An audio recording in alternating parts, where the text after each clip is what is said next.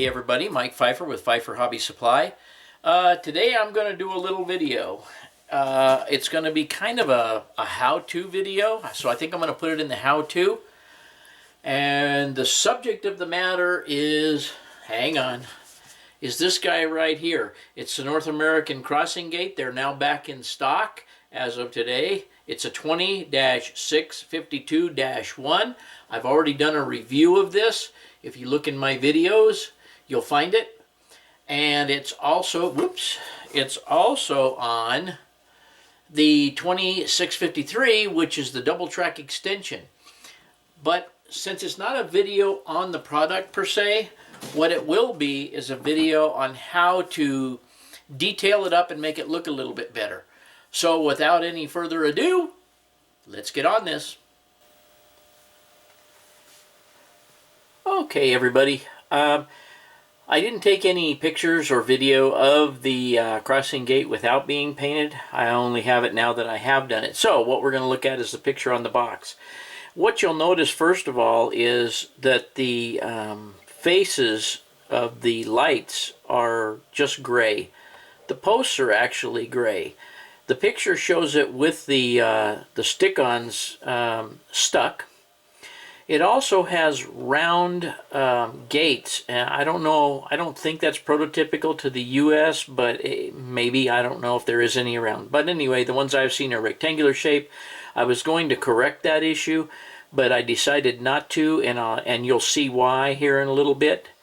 You've got all this detail stuff around the edge that's just molded in the gray plastic here, and it really doesn't set off anything or look very nice in my opinion. I do like the lines. I do like the stop zone. I'll talk about the stick-ons in just a few minutes. You can see that the backs are pretty bland looking. The backs of the lights themselves are pretty bland looking. They kind of stand out like a sore thumb because they're kind of big. But anyway, you guys can go online and look at a picture of this thing and see what you think of it in its standard form. But I'm going to show you what I did to it with about an hour's worth of work and see if you guys think that it made an improvement. Okay, gang, what I was going to say about these stickers, what they call stickers, which they are stickers. I will say two things about them. I had my reservations as to how these things were going to be. Cutting, not cutting them out, but how they were going to stick and what they were. It's actually a nice shiny coating, and I think it's some type of plastic coating over them. But what you can't see in the picture, and what you will never see unless you have a pair of magnifiers on and you look at this stuff under light, is the fact that it's got a real fine pearlescent color to it, and I think it may be even reflective. If you were to try this with the lights off in the train room, I think that this stuff might even be reflective. And I'm going to try to pull a corner back here and show you something. Now you can see the back. It's actually a foil product. I thought it was paper and plastic, but it's actually foil. It's printed on some kind of a foil product. And the printing is nice and crisp. It only took me just a few minutes to cut out these, and I'll show them to you on the crossing in a moment. But I was pretty impressed at the fact that they're printed on some type of foil material and then covered with some type of plastic. Very durable. The adhesive on the back of this is extremely sticky. Extremely sticky. I was going to put some glue on the model itself to help these things stay on there, but I don't think it's going to be needed. Time will tell, but I think they're going to be fine on there. So anyway, let's take a look at the model. Okay, gang, here we have the my finished model. One thing I'd like to tell you, because I know the first thing that most people are going to say is you didn't do any weathering to the road. Well, no, because it's not on the layout yet. And once I get the road butted up to this and finish the road itself, I will work on weathering the road across here. And we'll take a look at these crossings in a few minutes. But if you notice, the first thing I did was I painted the lights themselves, the light housings, black. Um, the black seems to take a whole lot of the bulkiness out of the look of the lights. I also painted the backs of the lights black. Another thing I did was I painted the concrete barriers with aged concrete, painted the bases with aged concrete of the lights around the bases of these structures, and I also painted the boxes, the in-ground box and the above-ground box with ATSF silver polyscale. I also thinned a bunch of that out, and we real heavily thinned it out with water. It's an acrylic. And I did the posts real lightly just to give them a little bit of a shimmer when you look at them in the light just right, instead of being the total gray like this is right here. And I think it sets them off a little bit as well. We'll zoom in on this in just a couple of minutes. Another thing I did, and let me put the gates down. They got a little bit of paint on them.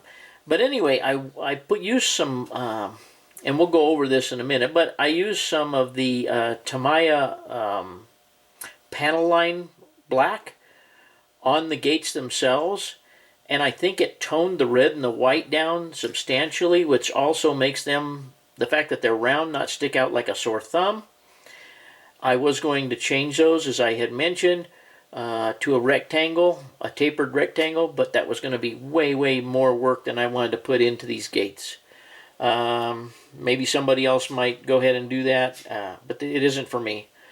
So anyway, like I say, I think it toned down the gates themselves. And as far as what I had mentioned about the stickers, I've got a 2-track sticker here, and I've got the sticker for the railroad crossing, and they're extremely well adhered to the lights themselves. Like I said, the glue it's pretty good stuff, pretty sticky. And once you get in there and put it on and then squeeze that a little bit and make sure that those things are really stuck on there, I think they're going to stay there forever. So let me do a little bit of close-ups here, and we'll talk a little bit more. Okay, so here's a close-up of the box, and I got a little bit carried away, but it doesn't bother me. But anyway, with the panel line paint, I could take a little bit of thinner and just wipe that off real quick. And in fact, I may do that before I take it out. But you can see that I think, like I said, the bulkiness of the light themselves was kind of substantially reduced by painting these black. They look a lot better. One thing I can't really cover up without disassembling the whole thing is the green PC board in there. It doesn't concern me that much. You don't really notice it that much. Once you've got these details painted and stuff, that kind of disappears because you're looking at the detail portion. Also in this picture, and let me see if I can zoom in just a little bit more.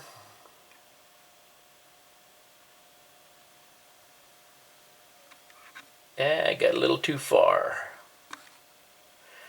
Okay, as you can see, I used the panel line paint on the crossing here too, and I think it accents the crossing very nicely. Gives it a little better appearance. That can be done before I weather the road, not a problem. I will probably use the pan pastels to weather across here when I do the road, but like I say, that won't be until I mount it on the layout. So anyway, let me just kind of spin the thing around and you can take a look and tell me what you think. Okay, I got this sitting on my my little painting turntable, and I'm just going to spin it around here so you can actually see it pretty close up. And then we'll back off at a reasonable distance so that you can see it as the eye would see it on the layout.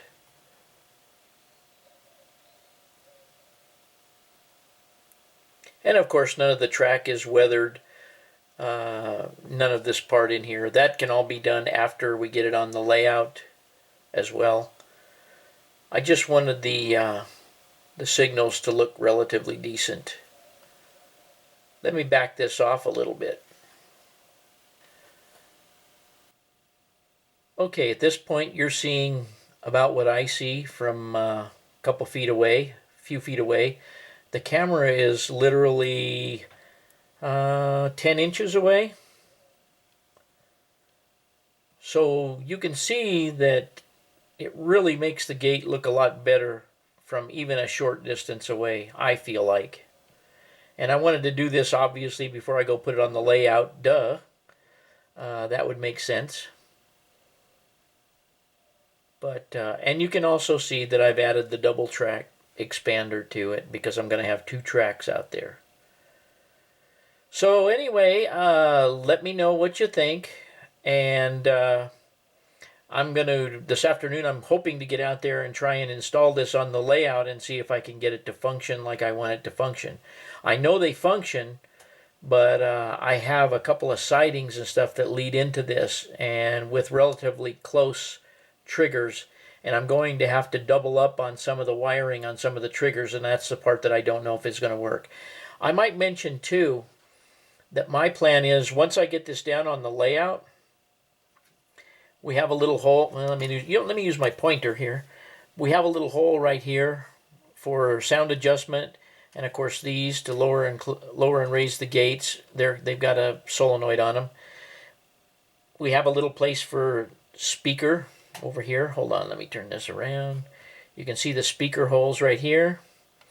If I come around to this side, you can see that we have, I don't know if that's a resetter, I don't know, anyway, this is to set the sounds with. Once again, our raising and lowering. And of course on this side we have no speaker hole. But I've been trying to figure out what to do with these corners once I get it on the layout. And what I'm going to do is take the scenery right up to this. And I think I'm going to put some kind of a box over this. And I'm not sure exactly what. And I'm going to stick it down with wax tack. And I don't know if you guys are familiar with that product or not. They use it in doll houses to hold furniture down and plates on tables and that kind of thing. Anyway, I'm going to try and put something over this so that it doesn't show. And I've decided I'm going to put a little dab of super glue here, and I'm going to put a weed over this and over this, so that or maybe not super glue, but I'm going to somehow figure out to put some foliage over this so that it can be removed, and then carefully add whatever my ground cover is around here and paint very carefully on all 4 corners of this guy. This corner here is obviously going to be very easy because there's nothing there.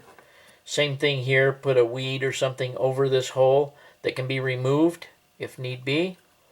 And something over this so it doesn't show. And I guess it could be a weed as well, just something to keep. I need to figure out some way of keeping dirt and stuff from going down in there. That's my concern. But anyway, that's the game plan right now, is some kind of foliage over these so that gunk and stuff doesn't go down in there, yet I can hide these big clunky corners. That's the plan. I hope you enjoyed it today, guys. And I guess that's it for today on this.